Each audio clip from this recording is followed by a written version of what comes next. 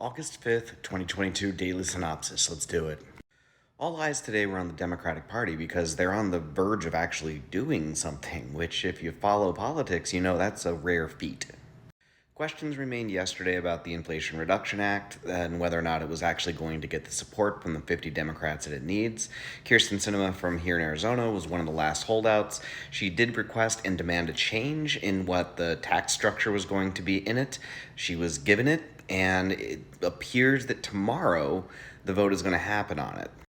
Ultimately, what that means is it's going to be a $730 billion investment into the American population. But it's going to run up the deficit. It's going to cost too much. American taxpayers shouldn't have to deal with this.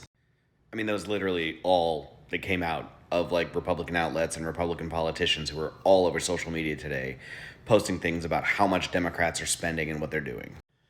Now, we can't promise it's going to pass because Republicans might do something and add amendments to it, which might actually kill it. That was pretty much the talk from the CNNs and the MSNBCs today that really aren't guaranteeing what's going to happen with the bill, even though it does look like it's going to pass. However, tomorrow there's going to be a motion that's typically referred to as a vote-a-rama that goes down, which allows people to add amendments and other things to it. Republicans are going to try to run out the clock on it. It's probably not going to end up being successful for them. Now, the other big story of the day is that Indiana became the first state to advance legislation post-Dobbs decision that in their state would become one of the most restrictive abortion laws on the books. And again, only could happen because of the Dobbs decision, and there's a lot of attention being paid to what's going on in that state. Typically a red state, so odds are it's going to end up passing.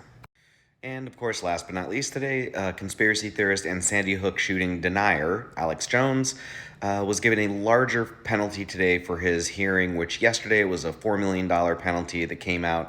Today it was a little over $45 million that he has to pay out to only two of the families that were victims of his false narratives about the Sandy Hook shooting, and there are still more aspects of his punishment to come.